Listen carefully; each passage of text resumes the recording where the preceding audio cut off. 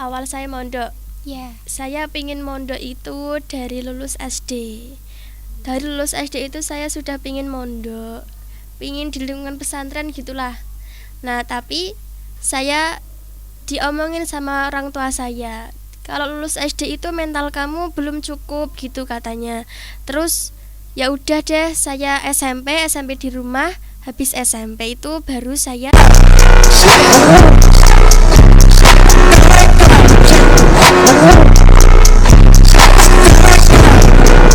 Assalamualaikum warahmatullahi wabarakatuh.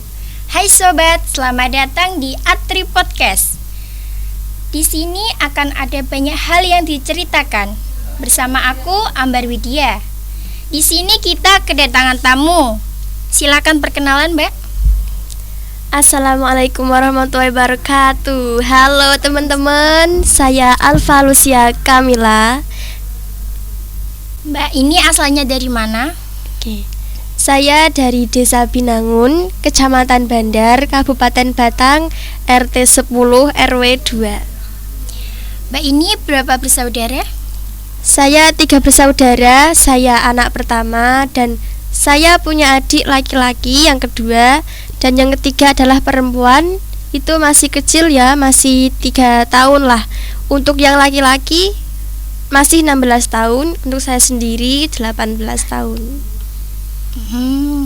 Awalnya kenapa itu bisa mondok, Mbak? Awal saya mondok, Ya. saya pingin mondok itu dari lulus SD. Dari lulus SD itu saya sudah pingin mondok, pingin di lingkungan pesantren gitulah. Nah tapi saya diomongin sama orang tua saya, kalau lulus SD itu mental kamu belum cukup gitu katanya. Terus ya udah deh, saya SMP di rumah.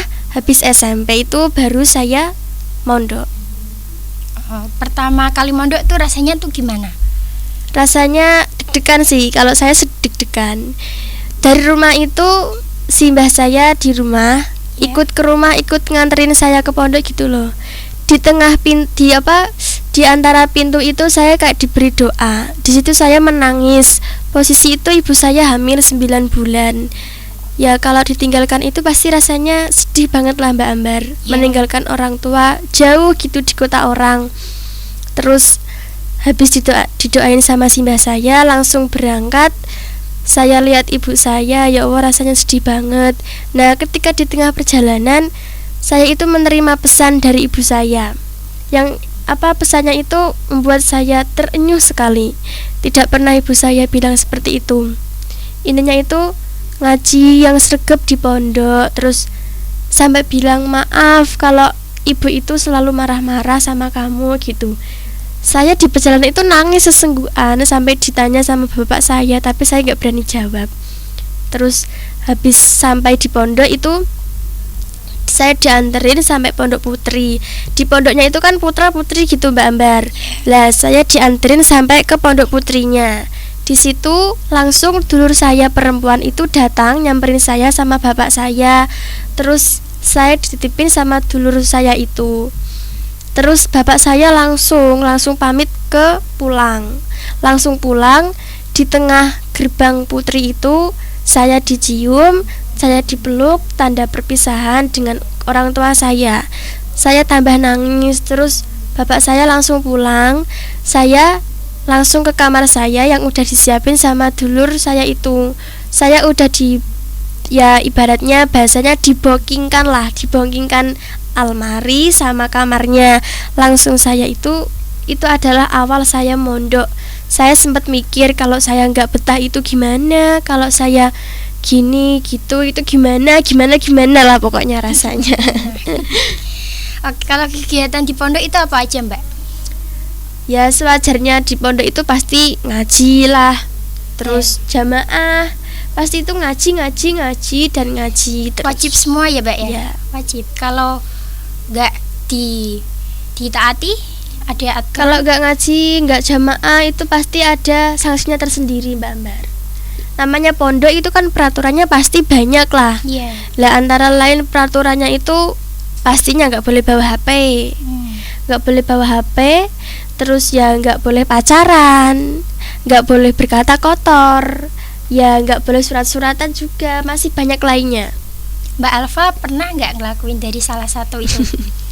Ya pastilah pernah Mbak Ambar. Misalnya Kayak nggak ngaji gitu, berkata kotor, terus keluar tanpa izin, banyak Mbak Ambar.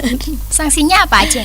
Sanksinya sendiri-sendiri. Sendiri-sendiri. Tergantung pengurusnya itu mau nazir kita itu apa.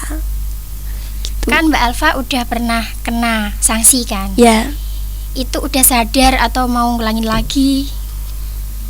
ya sadar sih. Ya udah, ya pastinya itu udah sadar.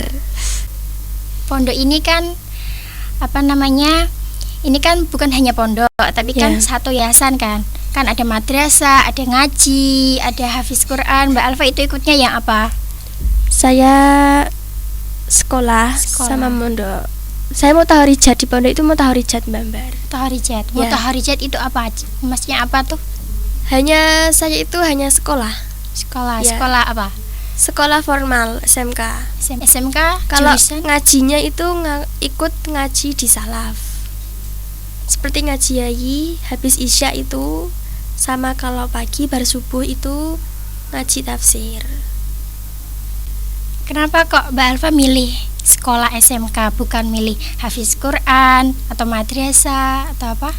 Ya karena kan ini masih muda, masih masa-masanya kita membangun hasrat untuk bersenang-senang Mbak Ambar. Di SMK kan scan akhir dari masa muda, masa remaja kita untuk menikmati semua kesenangan itu.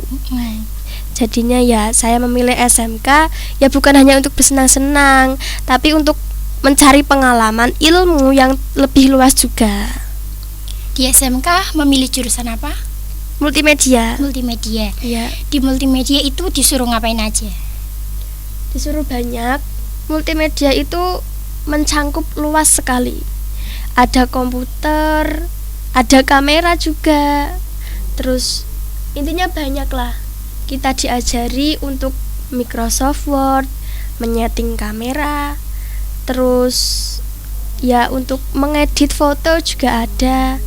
Terus aplikasi-aplikasi yang banyak itu banyak diajarkan di multimedia. Di SMK Mbak Alfa kelas berapa? Kelas 12. Kelas 12. Udah PKL? Ini masih jalan PKL. Jalan PKL. Ya. Setelah SMK nih, Mbak Alfa mau ngapain? Kalau saya sendiri sih pinginnya itu kuliah Kuliah. sambil mondok juga. Di mana kira-kira? Ya masih angan-angan pingin saya itu di Jogja. Jogja, ya. Perbedaan waktu pas mondok sama waktu belum mondok itu gimana, Mbak? Perbedaan waktu maksudnya kayak Di pondok itu gini, kalau di rumah itu gini. ya pastinya kalau di rumah itu banyak waktu santainya sih. Banyak waktu santainya, tapi kalau di pondok itu banyak waktu yang kayak penting gitu, kayak ngaji. Kayak waktu kita daripada buat ngalamun itu mending buat apa yang bermanfaat gitu. Kalau di rumah kan masih banyak santai, kita main HP, kita nonton TV. Tapi kalau di pondok kan nggak ada fasilitas itu. Iya. Jadinya itu kita gunakan buat waktu yang bermanfaat gitulah. Di situ kan pasti ada yang mengurus atau ustazah pengurusnya loh, Mbak. Ya, Lah, menurut Mbak Alfa itu ustazahnya tuh gimana perlakuannya sama santri-santri sama Mbak Alfa juga? ustadzahnya kan pasti banyak Mbak Ambar ya. Iya. Ya, menurut saya sendiri sih, ya saya nggak bisa bilang. Pasti ustadzah itu ada yang galak, ada yang ramah, ada yang ya beda-beda lah setiap ustadzah. Pernah nggak dimarahin? Pernah. Gara-gara? Gara-gara geger, guyon sendiri gitu. Mbak Alfa udah pernah pulang belum? Udah setahun itu pertama mondok itu saya pulang 1 tahun bisa 3 kali. Pulangnya itu disuruh apa pulang sendiri atau liburan? Ya itu pas liburan. Pas liburan. Ya. Sambangan udah berapa kali, Mbak? Untuk sambangan Sambangan saya itu tidak bisa dijadwalkan. Tergantung mood dari kedua orang tua sih. Soalnya kan mondok saya kan jauh dari kota lah. Bisa memerlukan waktu perjalanan itu 4 jam. Janjinya itu ya kalau mau sambangan itu harus menunggu waktu orang tua itu punya waktu. Dan ketika sambangan itu Mbak Alfa tuh bisa perasaannya tuh gimana? Ya pasti seneng lah, apalagi kalau sambangannya itu nggak pas. Aku nggak berharap buat sambangan, ujuk-ujuk bapak sama ibu saya itu datang. Itu malah menjadikan saya itu wah seneng banget gitu rasanya. Tiba-tiba ada mereka tanpa saya nyuruh gitu. Kalau perlakuan teman-teman di pondok terhadap Mbak Alfa tuh gimana? Mereka semua asik itu berarti itu mereka itu dalam berkomunikasi dengan saya itu happy lah, membuat saya tertawa gitu. Pernah nggak Mbak dibully atau di? Alhamdulillah nggak pernah. Nah, okay. Mbak Alfa kan udah agak lama di pondok ya. Tujuan Mbak Alfa mondok itu apa sih sebenarnya? Tujuan saya mondok itu ya memperdalam ilmu Mbak Ambar. Saya kan mondok ini udah 4 tahun ini. Ini 4 tahun. Ya. 4 tahun. Ya 4 tahun. Tapi saya rasa ya saya belum dapat apa-apa. Makanya itu saya ingin mondok lagi dengan memperdalam ilmu agama yang lebih dalam lah Mbak Ambar. Agar nanti di masyarakat itu bisa bermanfaat bagi diri sendiri juga bagi orang lain. Apa sih cita-cita Mbak Alfa kedepannya? Cita-cita saya itu tinggi sekali, tinggi langit ya. Ya. Mau jadi apa maksudnya? Pengen saya dari kecil itu pramugari. Ya, itu hanya cita-cita. Semoga nanti bisa berhasil ya. Amin. Ya. Tapi ya kayaknya itu mustahil sih Mbak Ambar ya. Karena kan jadi pramugari itu kan harus tinggi. Iya, tinggi. Harus pokoknya cantik sempurna lah. Kenapa kok Mbak Alfa tuh milihnya di pondok Miftahul Ulum? Ya karena waktu itu kan ya bukan masih dulur saya yang mondok di Miftahul Ulum itu cukup banyak. Lah saya mendapat cerita dari pengalaman mereka. Terus di Demak itu kan juga kan terkenal dengan kota wali. Nah saya itu penasaran gimana sih Demak itu. Terus ya sudah saya coba, ya bukan coba sih, saya beranikan mondok di sini. Walaupun jauh dari orang tua, jauh dari kota sendiri, tapi saya mencoba memberanikan. Nyesal gak awalnya kesini? Enggak sih, enggak pernah menyesal karena di sini enak, asik-asik aja. Enak. Ya. Pondok ini tuh udah terkenal lama enggak? Kalau saya sendiri kurang paham. Tapi ya saya masih dengar ya kalau pondok di Miftahul Ulum ini pondok terbesar nomor 3 di Demak. Saya dengar ya. Siapa pengasuhnya, Mbak? Pengasuhnya kalau dulu saya pertama mondok itu Mbah Kyai Haji Umaidi Tamyiz, tapi beliau sudah wafat, digantikan dengan adiknya Kyai Haji Ahmad Tamyiz beserta dengan dewan pengasuhnya Kiai Waimir Ahmad Mukrom dan Kiai Usman Arumi. Di pondok ini tuh ada kegiatan atau acara-acara tertentu? Ada peringatan hari besar seperti Maulid Nabi atau seperti hari santri gitu, pasti di pondok itu menyelenggarakan acara. Nanti isinya itu seperti ada tampilan-tampilan, ada doa, terus haul Kiai Tamyiz itu juga, itu adalah acara puncak dari pondok ini. Besar banget ya acaranya? Ya, tuh.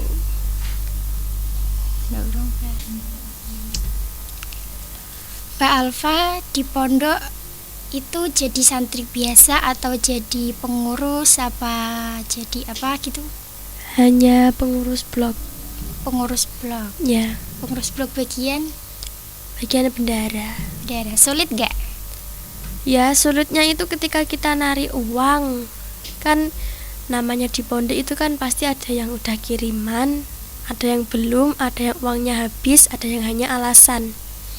Nah, itu yang ada hal, ya bukan sulit sih, tapi menjadikan saya malas. Ya, tapi namanya juga itu tugas saya, gimana harusnya itu saya agar mereka itu mau membayar gitu. Jadinya itu saya harus punya pemikiran sendiri gimana caranya agar mereka itu yang ditarik itu juga semangat untuk membayar. Hobinya Mbak Elva apa kalau di pondok? Hobi saya kalau di pondok itu saya suka nyanyi. Nyanyi. Ya. Boleh coba? Ya, kalau nyanyi sendiri sih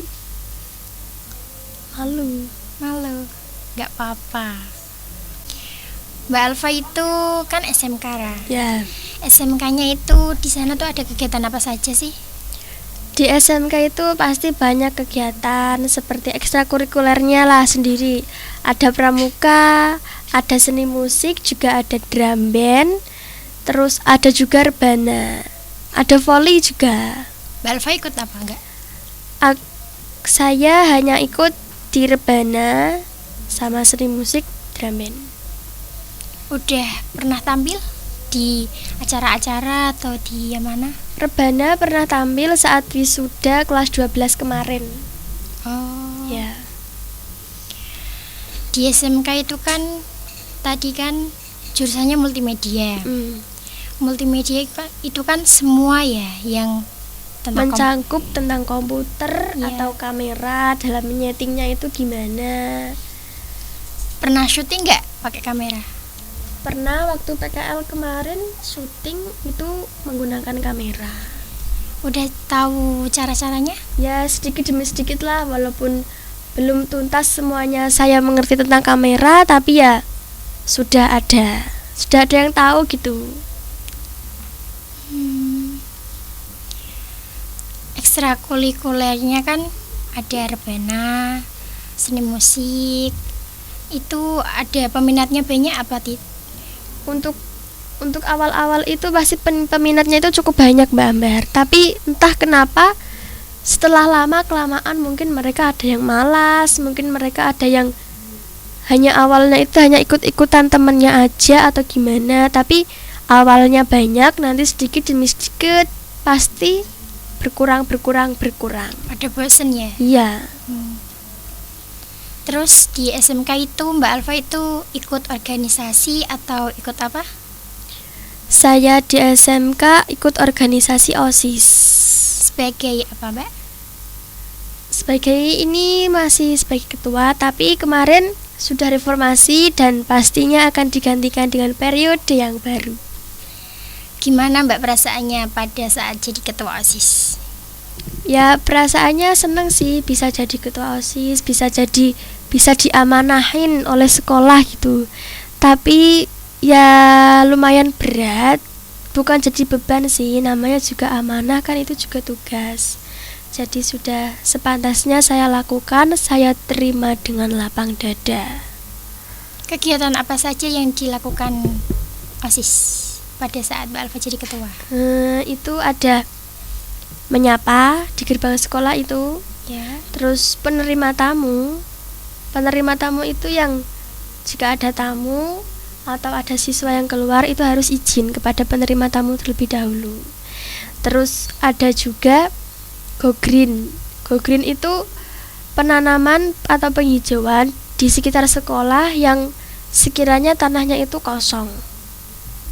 Udah dilaksanakan semuanya itu? Sudah, dan alhamdulillah lancar. Go green-nya juga lancar, pentamnya juga lancar, jaga gerbangnya juga alhamdulillah lancar.